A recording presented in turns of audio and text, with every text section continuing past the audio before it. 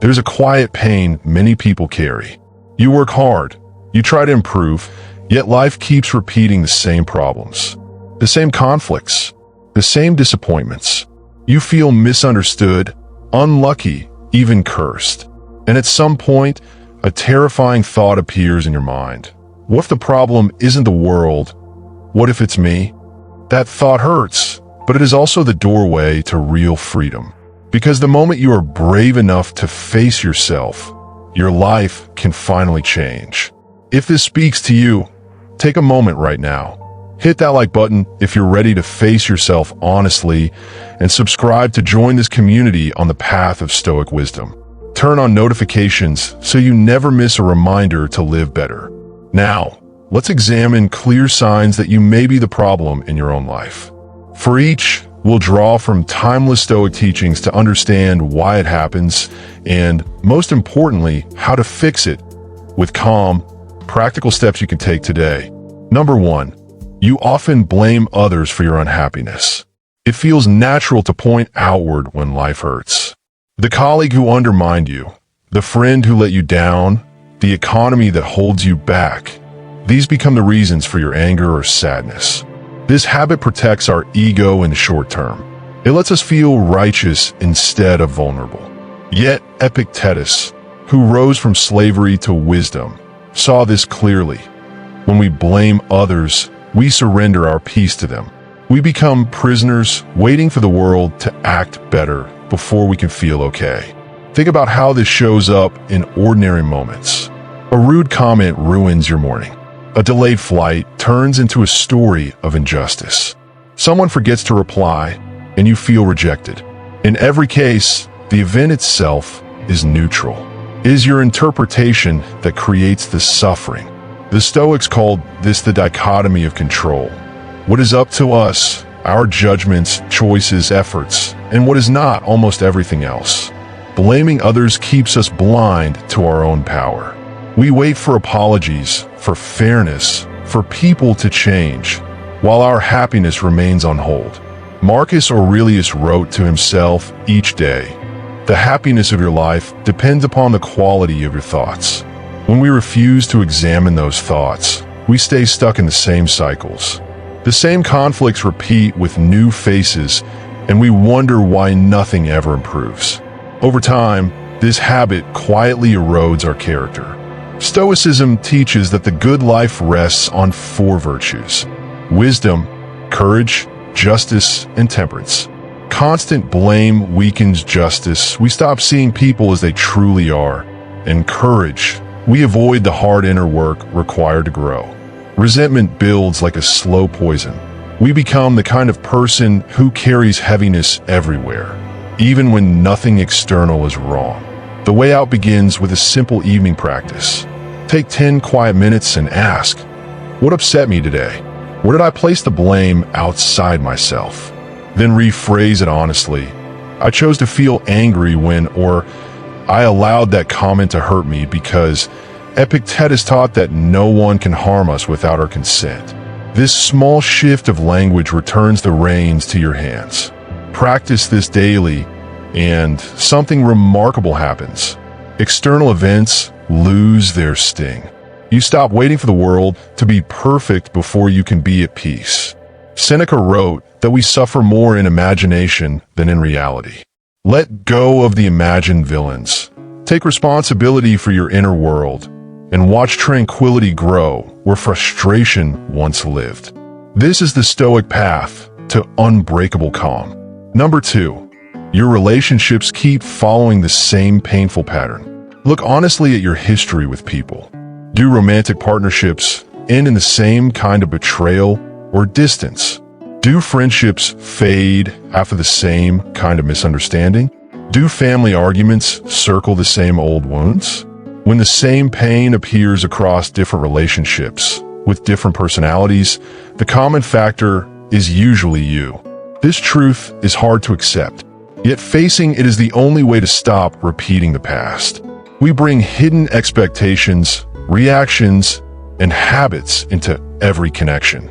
Maybe you fear abandonment and pull away first. Maybe you need constant reassurance and grow resentful when it isn't given. Maybe you criticize sharply when you feel insecure. The Stoics understood that people act according to their own nature and circumstances. Marcus Aurelius reminded himself each morning that he would meet difficult, ungrateful, and selfish people, and that this was simply human. Expecting others to be different than they are guarantees disappointment. When we judge them harshly for being imperfect, we create the very distance we fear. Epictetus taught that true freedom lies in accepting what we cannot control, including other people's flaws and choices. The pain in relationships usually comes not from what they do, but from our refusal to accept it.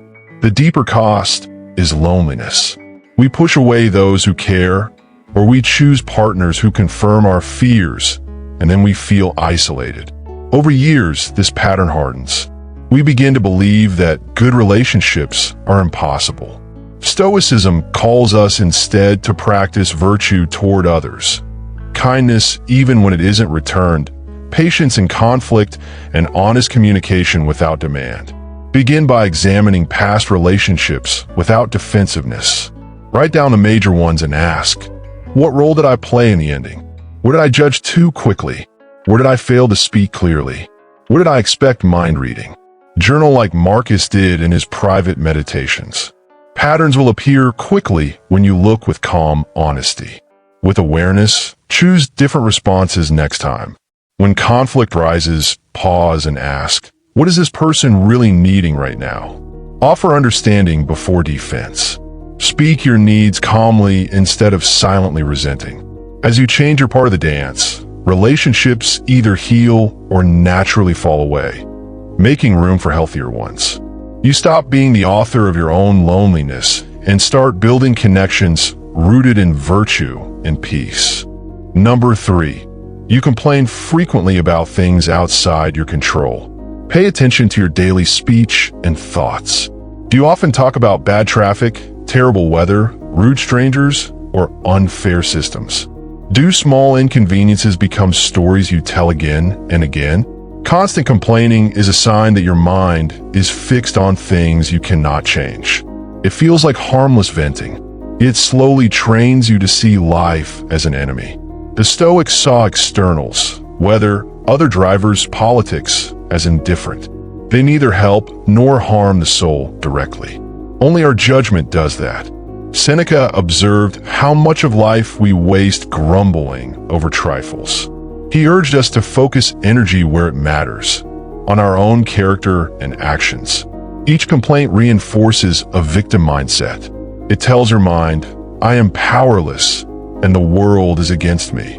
Over time, this becomes a habit of thought. Opportunities pass unnoticed because you are busy cataloging injustices. Epictetus said plainly, do not demand that things happen as you wish, but wish that they happen as they do, and your life will go smoothly. The real loss is time and joy. Life is short, and every minute spent complaining is a minute not spent living fully. We wait for perfect conditions, good weather, cooperative people, ideal circumstances before we allow ourselves to be content. Those conditions almost never arrive. Meanwhile, the present moment slips away. Start replacing complaints with a deliberate gratitude practice.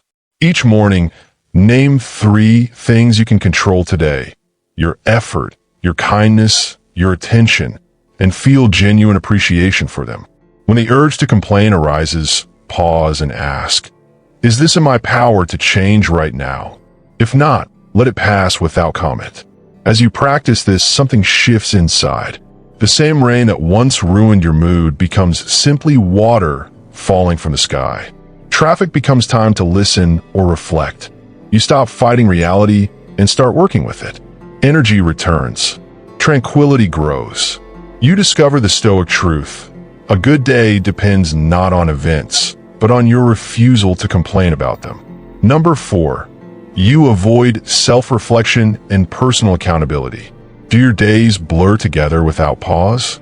When something goes wrong, do you quickly find reasons it wasn't your fault? Do you feel uneasy when alone with your thoughts? Avoiding honest self-examination is one of the quietest ways we remain the problem. It feels safer to stay busy or distracted than to look directly at our flaws. The Stoics made daily reflection central to their practice. Marcus Aurelius wrote his meditations as private conversations with himself, gentle but unflinching reminders to do better. Without this mirror, we repeat the same mistakes forever. We blame circumstances or others while our character stays unchanged. True accountability means owning every choice, even the small ones. Epictetus taught that no one is free who is not master of himself. When we make excuses, "I was tired, they provoked me, it's just how I am," we stay enslaved to those patterns. Growth requires saying calmly, "That was my action, and I can choose differently next time." The cost of avoidance is a life of quiet stagnation. We sense we are capable of more, better relationships, deeper work, greater peace, yet we never quite arrive there. Regret builds slowly. We become older versions of the same immature self, wondering why wisdom and strength still feel out of reach. Begin gently. Each evening, set aside 10 minutes with a journal or simply quiet thought. Ask 3 questions. What did I do well today? Where did I fall short of my values? What one thing will I improve tomorrow? Answer honestly, but without harshness. Treat yourself as a student, not an enemy. Make this a sacred daily ritual, and transformation follows naturally. Clarity grows. Old defenses soften. You begin to catch mistakes in the moment and correct them. Virtue strengthens through repetition. You become the kind of person who lives with integrity and calm self-command. The person the Stoics described as truly free. Number 5, you feel stuck, yet resist change or discipline. Do you often say you want a better life, more health, purpose, or peace, yet find reasons not to take the needed steps? Do mornings begin with hitting snooze and scrolling? Do you start new habits enthusiastically only to abandon them when discomfort appears? Feeling stuck while resisting discipline is clear evidence that you are blocking your own progress. Stoicism is not just thinking, it is disciplined action. Seneca wrote, "As long as you live, keep learning how to live." Feeling trapped in old routines while avoiding the effort to change is the ultimate self-betrayal. We know what would help, yet we choose comfort over growth. Change always involves discomfort. Early mornings feel hard. Honest conversations feel risky. Consistent effort feels boring at first. We fear failure, judgment, or simply the unknown, so we stay in familiar pain. Marcus reminded himself at dawn, "I am rising to do the work of a human being." He framed discipline as duty, not punishment. The deeper tragedy is wasted potential.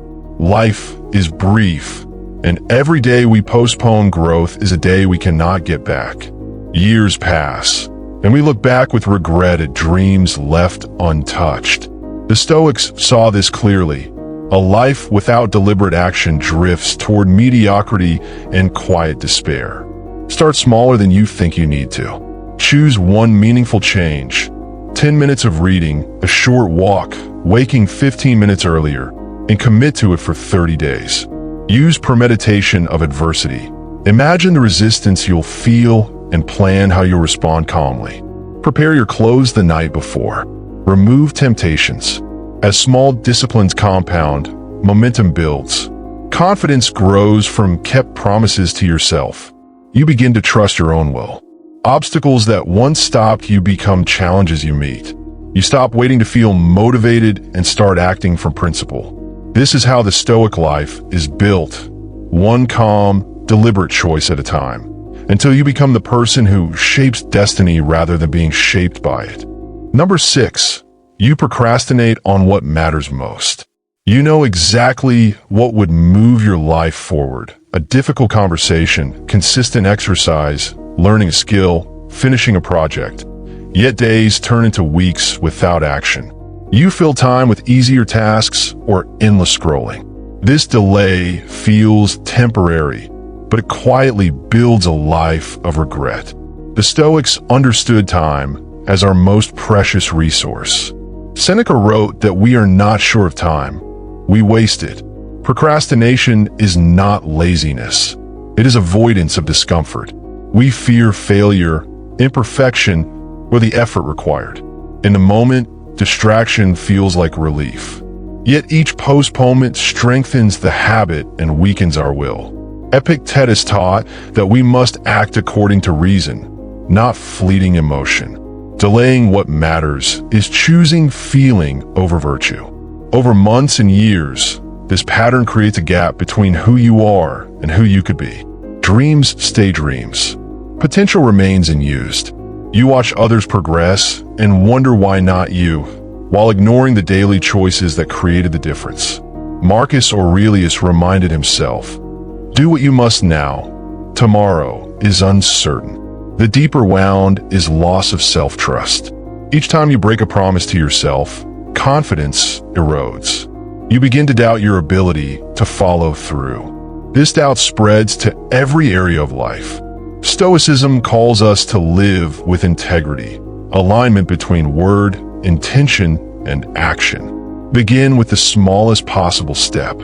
Not, "I will transform my life," but "I will sit at my desk for 5 minutes," or "I will put on my shoes and step outside." Make the action so small that resistance cannot argue.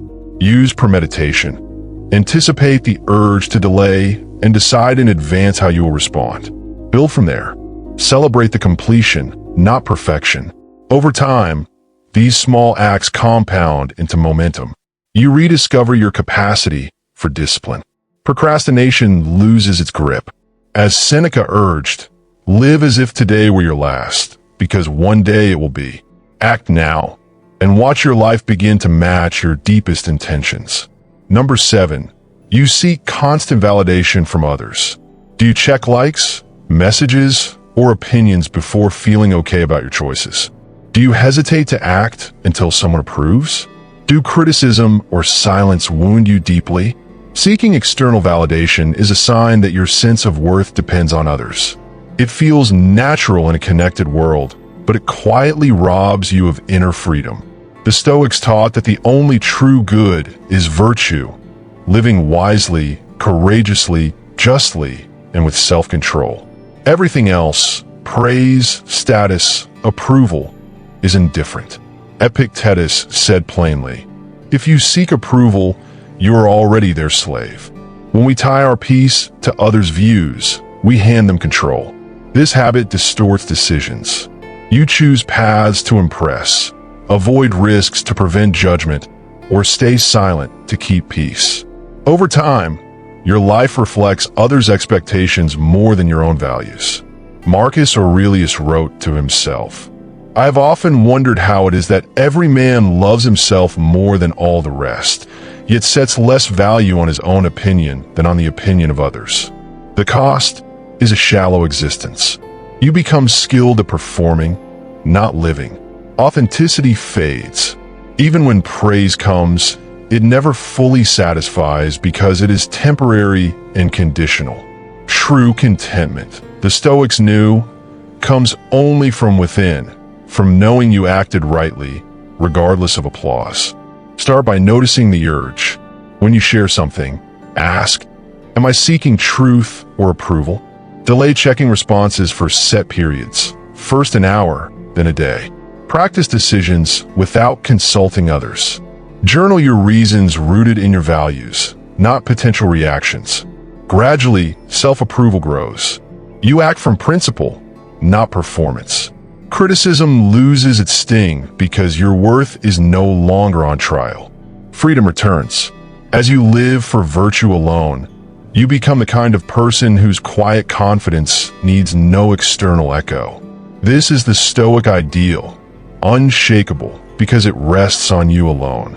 Number 8, you hold grudges and refuse to forgive. Someone wronged you, betrayed trust, spoke harshly, acted selfishly, and the memory still burns. You replay it often. You avoid them or speak bitterly. Holding grudges feels like justice, like protecting yourself. but it is poison you drink while hoping another suffers. The Stoics saw this clearly. Resentment harms the holder far more than the target.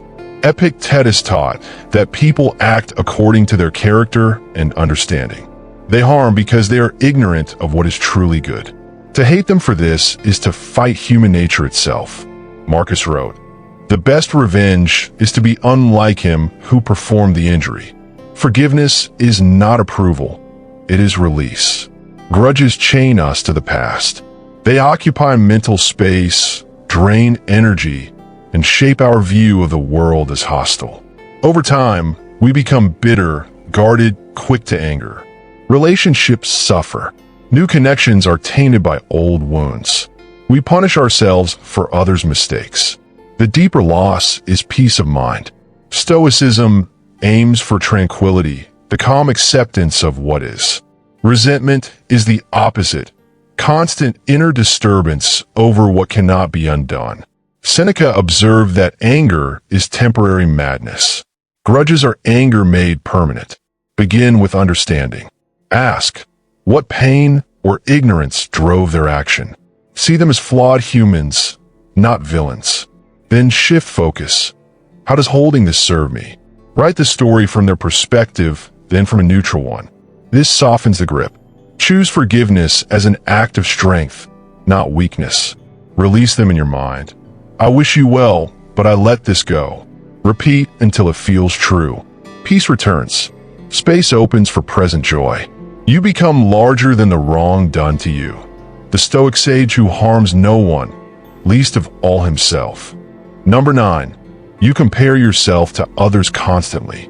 You scroll and see success, beauty, happiness, and feel smaller. You measure your progress against strangers or friends. Someone achieves more, and your accomplishments dim. Comparison feels like motivation, but it is a quiet thief of contentment. The Stoics lived in a world of emperors and slaves, yet focused only on their own virtue. Epictetus asked, "Who exactly are you comparing yourself to?" Others' lives are curated highlights, not full truths. We see their triumphs, not their struggles. More importantly, their path is not yours. Marcus reminded himself, "You have power over your mind, not outside events. Realize this, and you will find strength." Constant comparison breeds envy, inadequacy, or pride, none of which serve growth. It distracts from your unique duties and gifts. You chase others' definitions of success and abandon your own. Over time, joy becomes conditional, only possible if you are ahead. The deeper harm is loss of individuality. Stoicism calls each person to fulfill their role with excellence. Comparison erodes this. You become a shadow, chasing shadows. True fulfillment comes from living according to nature, your nature, and improving daily against yesterday's self. Practice awareness. When comparison arises, name it calmly. There's the thought again. Then redirect. What is in my control today? What virtue can I practice now? Keep a daily log of your own efforts and growth, not others' results. Over time, the habit fades. You celebrate others without diminishing yourself. Your path becomes sacred because it is yours alone. Contentment grows from within. As Theodore Roosevelt said, echoing Stoic wisdom, comparison is the thief of joy. Reclaim your joy by focusing on the only race that matters, becoming the best version of you. Number 10. You fear failure and avoid risks. Opportunities appear, a new job, creative pursuit, honest conversation, but fear stops you. You imagine worst outcomes vividly. You stay in the familiar, even if it no longer serves you. Avoiding risk feels safe, but it slowly builds a small, regret-filled life. The Stoics embraced amor fati, love of fate, and acted despite uncertainty. Failure is not the opposite of success. Inaction is. Epictetus taught that we control only our efforts and attitudes, not outcomes. To fear results is to misunderstand life. Marcus faced war, plague, and betrayal, yet wrote, Do every act as though it were your last. Courage is acting with fear, not without it. Risk avoidance shrinks your world. Experiences untried, connections unformed, growth stunted. You watch life from the sidelines, telling yourself someday. Over decades, this becomes the greatest failure. A life unlived out of fear of temporary discomfort. The deeper wound is loss of agency. Stoicism is a philosophy of freedom. Freedom from fear through reason. When fear of failure rules, you are not free. You become a spectator in your own story, waiting for guarantees that never come. Start by redefining failure. It is feedback, not verdict. Take tiny risks daily. Speak up in a meeting, try a new route, share an idea. Use premeditation. Visualize the worst, then accept it calmly. Ask, will I regret not trying more than trying and falling short? As you act, courage grows. Small risks build resilience.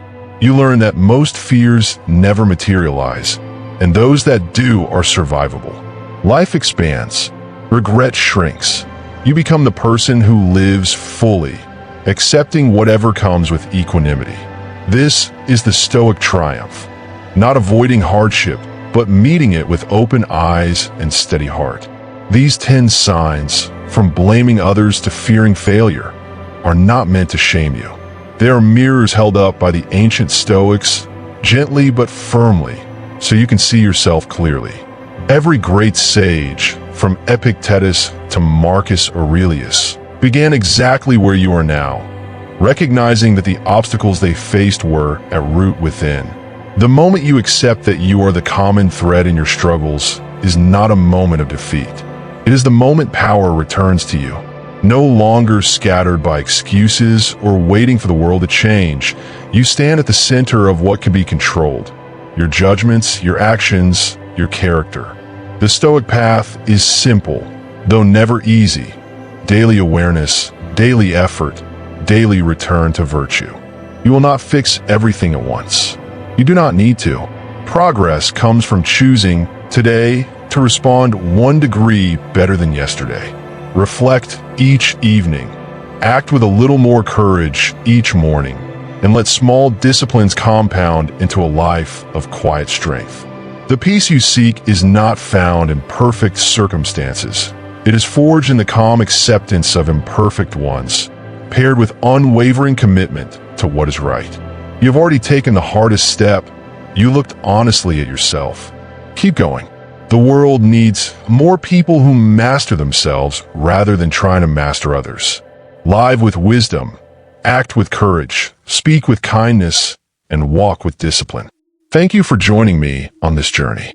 If these words moved you, like the video, subscribe for more timeless guidance, and share in the comments which sign you will work on first. Until next time, remember, a good life is in your hands. Choose it one calm breath at a time.